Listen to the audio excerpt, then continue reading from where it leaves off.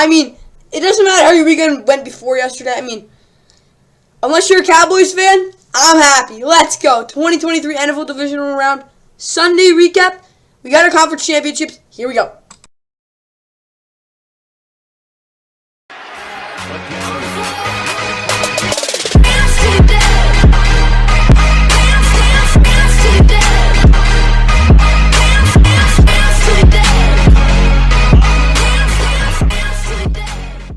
Considering the fact that you have such a miserable day and week ahead of you, you did well.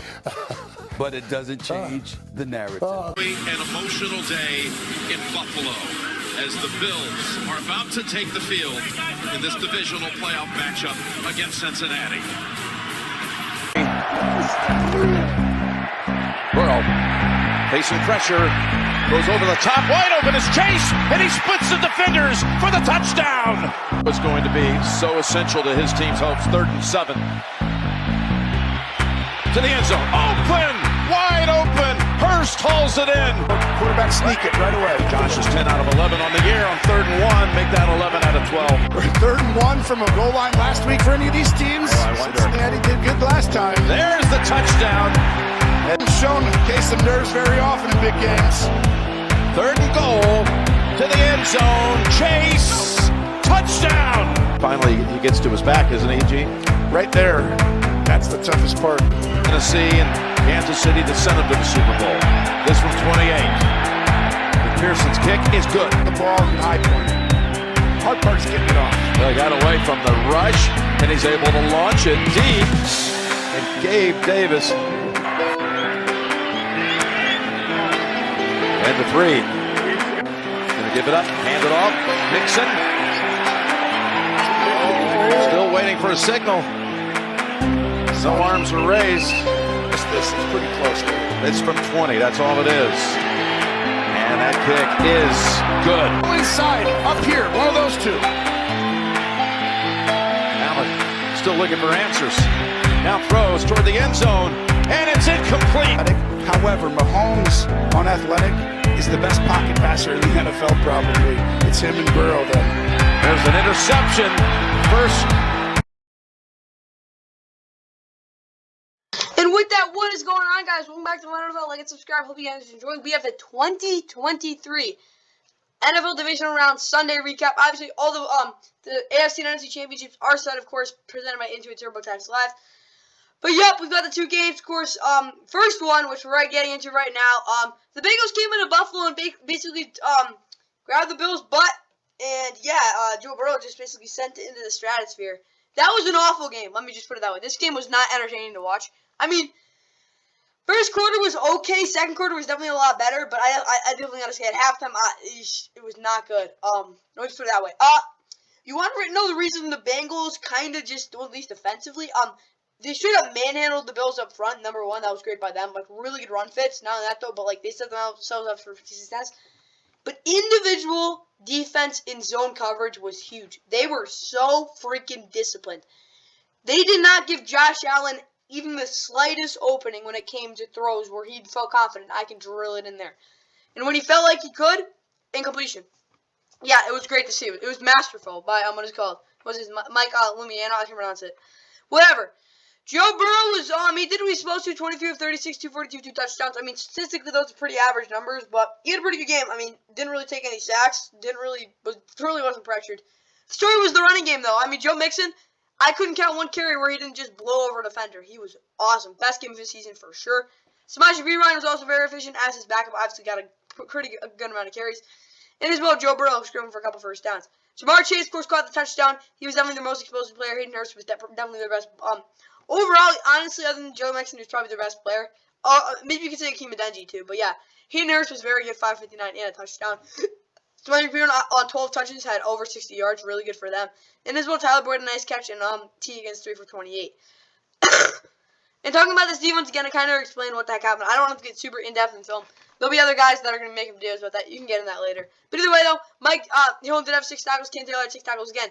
This secondary made so many plays. They gave up their catches. Don't get me wrong there. They did. But again, there weren't any big play opportunities for the Bills. That was really just what you get there. And Cam Taylor with that great interception. Von Bell a sack as well. Yeah, they only got one sack. They were getting pressure, though, I'll tell you that. Maybe it wasn't because I will say Josh Allen was able to escape. Their contain was pretty crappy. But that's because they were dropping 6 into coverage every single time. They bracketed Stephon Diggs on purpose so they could get better matchups with other guys. Gabe Davis, who got open, but again, Josh Allen didn't hit him. But yeah, overall, I do think this is a just fantastic defensive game before Edmund McPherson did hit his 2 field goals. Again, Josh Allen, 25, 42, 265 interception, of course, towards the end of the game. He didn't run the ball well. They didn't run the ball well at all. There's really nothing else to say. You can't run the ball 19 times, or actually 11 times with your running backs. Didn't expect to win. Devin Singletary, yeah, again, he was just not good at all. He had like 10 carries other than that one really pretty like 13-yard run or something. But it's pretty simple for the Bills. The reason they lost this game is simply because they could not get the ball to Gabe Davis enough, only 2 for 34. And when Stephon Diggs got the ball, it wasn't in good spots. And, of course, Devin Singletary was probably their best. I wouldn't say that. He made creative some sparks. Obviously, Dawson Knox, 5 for 65, had a couple nice catches as well. But, again, it was really the fact that their offense was so inconsistent. But when they got their chances, they didn't do anything on them. On the few they did get. Defensively, Tremaine Edmonds had 10 tackles. He was pretty good. Matt Milano wasn't great, but he did have a sack. I don't really think this defense really had much of a chance to say that because, again, when your 4th safety gets out, you kind of need to have someone else to step in there, which they weren't able to. And, obviously, I can't really blame them. Their secondary was beat to the heavens. Obviously, Kyrie Elam actually came in at safety. That didn't turn out well. Jordan Poyer, not one of his best games. He got absolutely roasted by Joe Burrow on that pump fake. Yeah, and, of course, Tyler hit that field goal, but, like, they had 325 yards to 400. What was it? 400 something they average. Of course, the Bengals had 400. They had a lot of rushing yards, 172. Great for them. 34 to 26 minutes possession. Don't really worry about turnovers. Yeah, only 1-1 sacks, but the pressure rate was a lot different there. Of course, 10 to 4 or 12 on 3rd down was a big difference as well. Time for the keys to game grits for both these teams. And what I wound up to see from this Bengals offense was more than one big play, which they did get. It's okay to run the ball against They ran the ball. They didn't really care. It was awesome to see. Greg Rousseau could not make an effect. Didn't really have much of an effect in this game as well. Offensively, I'll actually probably give him 4+. They did not get as many big plays in the pass game as you would have liked. Against like teams like Kansas City that probably wouldn't have won this game. It wouldn't have been such a dominating win if they didn't have that. But I will tell you this: the run game showed up. Their offensive line showed up. Hakeem Adeniji was fantastic, best game of his career. For this Bengals offense, they were good. For his defense, though, they did really did well on 3rd down. They actually ran a lot of deep zones. Josh Allen didn't throw for crap underneath. He actually in the middle of the field do him a lot, like make those not really intermediate, like 5-yard underneath throws. He didn't hit any of those towards like the 4th quarter. He didn't want to take them because again he thought he had stuff downfield. Got beat a lot there. But as well, Jesse Bates was great. I mean, the whole defense was. There's really nothing else to say. 5+. That's all I got there for the Bengals. They're moving on to the AFC Championship. Time for the Bills. And again, they didn't even close to the 175 rushing yards. I really do think that's one of the reasons they lost. They didn't turn over the football as much as I thought they would have. And Gabe Davis was not in the game. There's really nothing else to say there. Offensively, they failed to move the ball consistently in the run game. And in the pass game earlier, the fact that once the field condensed, they couldn't get the ball underneath, and that was a big problem. Bills defense commit to the run on first down. They didn't. Made Joe scramble to pick up first. Absolutely. Don't press Jamar. They didn't actually do it. They actually put some decent brackets. Of course, one breakdown or two. But yeah, let T. Higgins get catches underneath. They did. He didn't have a big effect. Defensively, wasn't one of their best games. They got their absolute butts beaten up front. But I will say this. They put a better effort in than their offense did. That's all I got for you guys on this one. Let's get to the game that I am so happy was an absolute crapshoot. It is the divisional playoffs on Fox here at Santa Clara, and it is rocking. The Dallas Cowboys and the San Francisco 49ers, and we say welcome to the booth. He's great. As long as you can pass protect. 3rd long, blitz coming. Prescott fires. Oh, it's intercepted. Far side of the field. Ball from 26 yards out. And the kick is up, and it is good. And so they go. 4th down. Lamb on a jet sweep. Had to make a man miss, and he does. On the fake. Prescott rolling, throwing. Schultz in. Touchdown, Dallas.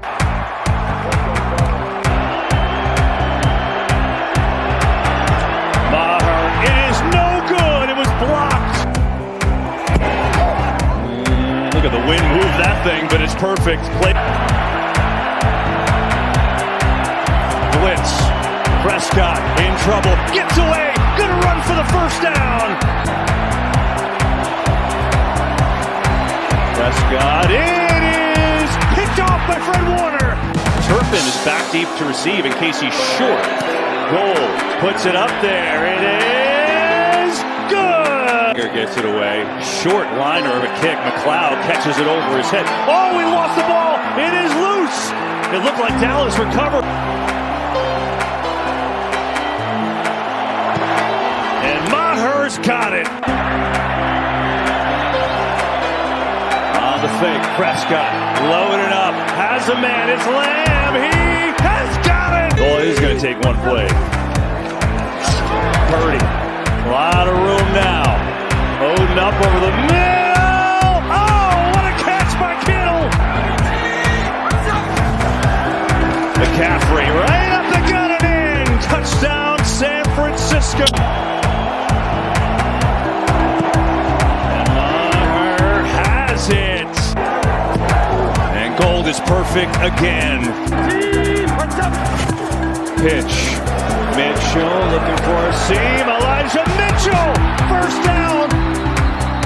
He goes out of bounds. Final play looks like barring a penalty. Prescott over the middle of the Turpin. Gets smoked right away. And that'll do it. The 49ers back to the championship game. And in Santa Clara last night, the 49ers make everyone happy because they knock off the Cowboys 19-12. Not because they really played that well of a game. I mean, defensively, they're number 1 in the league, so we got to remember that. But Brett Maher's in that kick, I mean, that kind of matters. But offensively, the Cowboys defense kind of just actually kicked the crap out of the 49ers offense for a good part of that game. But yeah, the reason they lost, this dude right here, Dak Prescott, I mean, Jesus, not good enough. There's really nothing else to say there. I mean, they couldn't run the ball. That's not good either. But like, offense not good enough. They had one big throw, and it wasn't even a good throw. So yeah, considering your best throw of the game could have been a pick, and it was an underthrow. It was literally CeeDee Lamb, who was probably their whole offense in this one, 10 for 117. Kind of like a Julian Edelman type of Super Bowl performance, except their defense didn't give up 3 points. But yeah, Dak again. You can like watch any talk show. They'll tell you the same thing. He didn't do this. He just didn't play well. He didn't. I will tell you this though. He did have some what is called breakdowns in footwork, which he usually does when he gets pressured. On those pressures, he did. I did not know, like, why they weren't trying to get him outside the pocket. They really weren't. It was pretty bad. And when he dropped back, I mean, let's be honest. T.Y. Hilton got so much separation, and he got one freaking catch. It was pretty bad.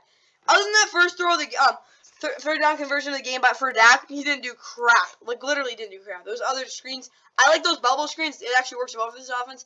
But they weren't really building off it at all. Yeah, that's all I got for this Cowboys offense. Defensively now.